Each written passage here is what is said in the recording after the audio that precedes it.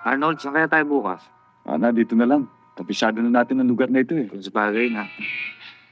Ayun, pulis. Dito ako magtatanong. Sa bagay, Matagal okay na na rin rin naman dito. tayo. Oo.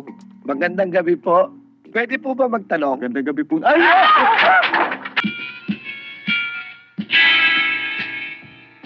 Miss, pwede po ba magtanong?